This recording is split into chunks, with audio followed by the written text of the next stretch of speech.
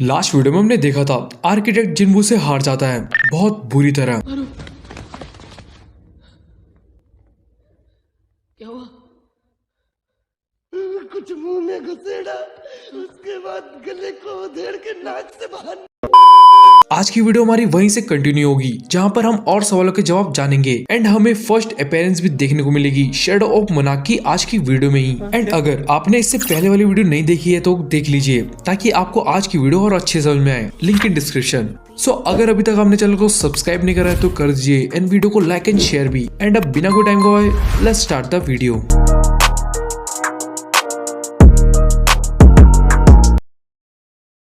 Chapter की starting में हम देखते हैं जिन्वू आर्किटेक्ट को हराने के बाद उससे अपने सवालों के जवाब मांगता है, जिस पर आर्किटेक्ट कहता है आंसर तो तुम्हारे अंदर ही है और चॉइस भी तुम्हारी है। जिन्वू कहता है मेरे अंदर मतलब? तभी जिन्वू के पास एक मैसेज आता है जिस पर लिखा होता है कि डाटा जो आपकी मेमोरी में स्टोर्ड है वो रिट्रीव्ड हो जाएगा, एक्सेप्ट के लिए यस और नो बताइए। फिर जिन्वू भी यस कर देता है एक्सेप्ट कहकर। तभी वहाँ जोरदार लाइट पड़ती है और जिन्वू कहीं और ही पहुंच जाता है, जहाँ वो नीचे देखते हुए कहता है Oh my God! देखो उन सब मैजिक बीस्ट को। तभी मैजिक बीस्ट सब ऊपर की तरफ देखते हैं और जिन्वू भी ऊपर देखते हुए कहता है ये देख किसे रहे हैं। और तभी जिन्वू शॉक हो जाता है और कहता है दोबारा एक पर्पल स्काई और बीस्ट्स का झुंड, ये तो अपनी अर्थ पक्का नहीं है। अगर ये आर्मी जिसके अंदर ice elves, high orcs, goblins, giants और भी बहुत टाइप के बीस्ट, अगर ये पूरी आर्मी एक गेट से अर्थ के अंदर एंटर करती है तो पूरी ह्यूमन रेस अर्थ से मिट जाएगी और ना कोई बचा पाएगा हमें। पर ये लोग अभी ह्यूमंस के पीछे तो नहीं लग रहे मुझे। तभी आसमान में गेट टूट जाता है और उधर से जिन्वू के मुताबिक सिल्वर सोल्जर्स बाहर आते हैं। ये सब देखकर जिन्वू को इतना तो समझ में आता है कि यहाँ पर अभी वॉर होने वाली है, जो कि स्टार्ट भी हो जाती है। फिर जिन्वू कहता है मैजिक बीस्ट और सिल्वर सोल्जर्स आपस में भिड़ने लगते हैं। उनकी वेपन्स के टकराने से ही पूरी हवा उनकी गूंजों से भर चुकी है, खून की नदियां बहने लगी है और वहीं इन सब की चिल्लाने और तड़पने की आवाज भी साफ सुनाई दे रही है। सिल्वर सोल्जर्स बहुत पावरफुल है, वो पूरी बैटल डोमिनेट कर रहे हैं। बट जैसे ही बीस्ट का अंत आने लगता है तभी सभी सिल्वर सोल्जर्स में अचानक से हलचल बंद हो जाती है एक एक करके। तभी हम बैटलफील्ड में देखते हैं कि कोई अराइज कहता है। जिन्वू ये सुनते ही देखते हुए कहता है ये तो मोनार्क्स डोमेन और शैडो एक्सट्रैक्शन है, इसका मतलब क्या ये द मोनार्क ऑफ शैडोज है? एंड यस, वो मोनार्क ऑफ शैडोज ही होता है। तभी द मोनार्क ऑफ शैडोज सभी मरे हुए बीस्ट को अराइज कर देता है, उनमें इमॉर्टैलिटी डाल देता है, एक आर्मी जो अब कभी नहीं मर सकती। सारे मैजिक बीस्ट ने सैक्रिफाइस तो करी अपनी जाने, बट सिर्फ मौत ही उनके लिए अंत नहीं था।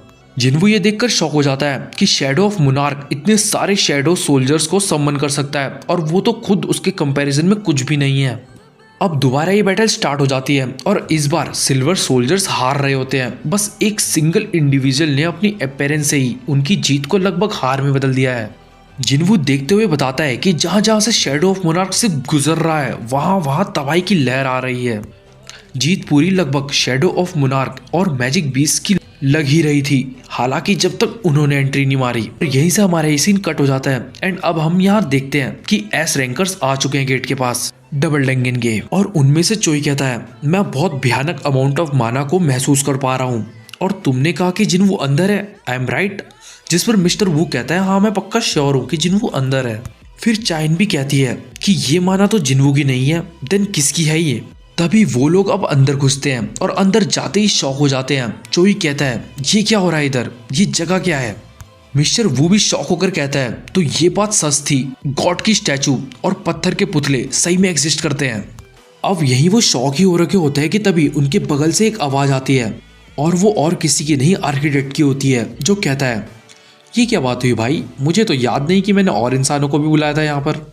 ये तो एक और अनएक्सपेक्टेड सरप्राइज है। बाकी हंटर्स डर कर कहते हैं कि क्या ये मेरे कान सही में बज रहे हैं या फिर एक मैजिक बीस्ट बात कर रहा है, वो भी ह्यूमन लैंग्वेज में। तभी आर्किटेक्ट मुंह पर उंगली रखकर कहता है शांत एकदम, तुम्हारी हिम्मत कैसे हुई किंग को डिस्टर्ब करने की जब वो नींद में है? फिर वही वो लोग जिन्वू को देखते हुए कहते हैं ये जिन्वू कर क्या रहा है उधर? तभी अचानक से आर्किटेक्ट उन्हें स्लैश करते हुए हमला कर देता है और कहता है तुम्हारे जैसे ताकतवर ह्यूमन बढ़िया बलि का बकरा बनेंगे, पहली ऑफरिंग के लिए किंग की।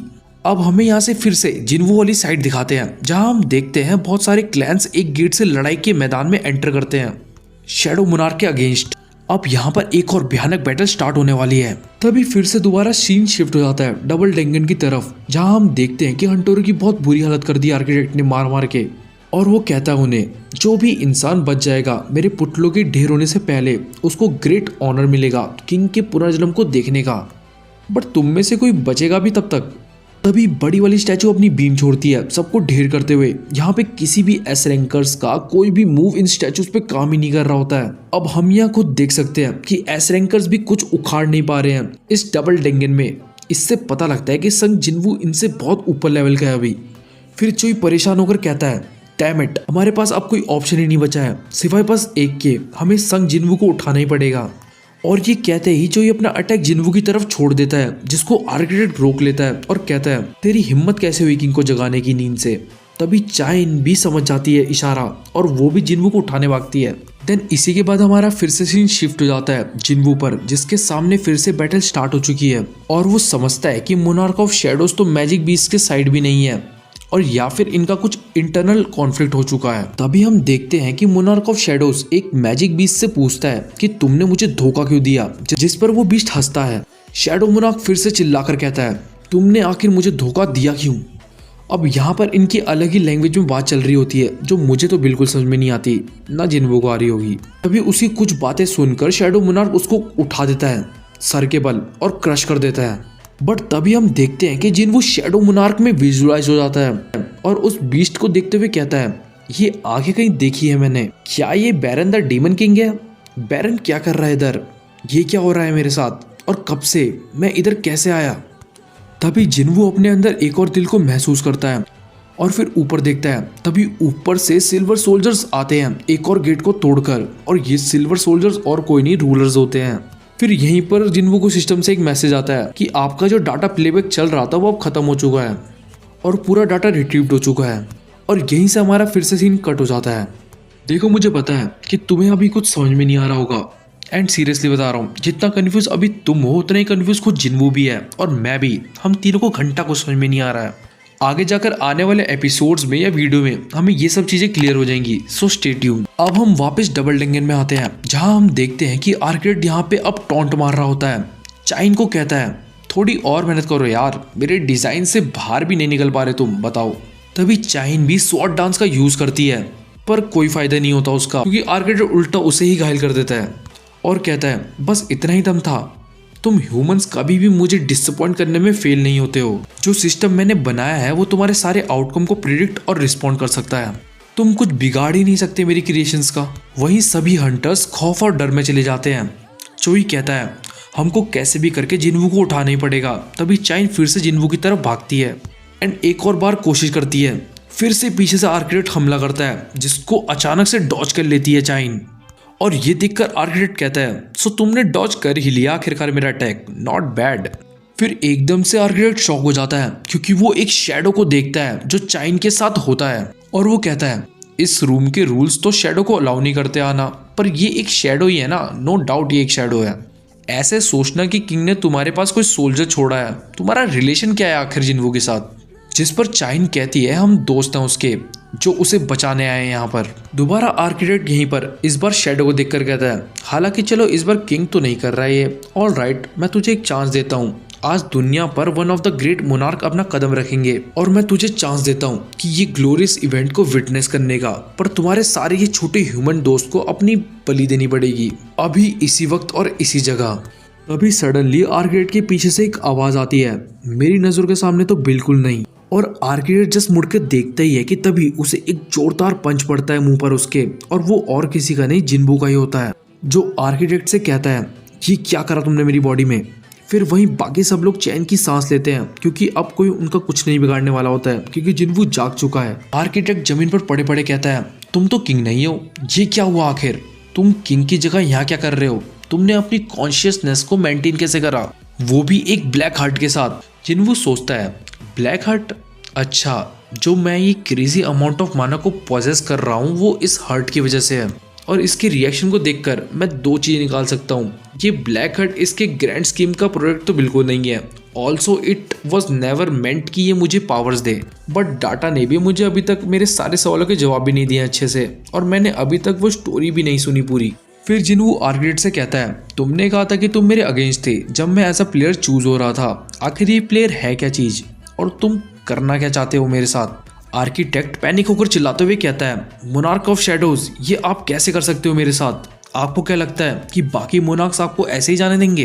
तभी जिन्वू दोबारा कहता है तलवार निकाल कर, अबे तू बस मेरे सवालों का जवाब दे, चिल्ला मत इधर।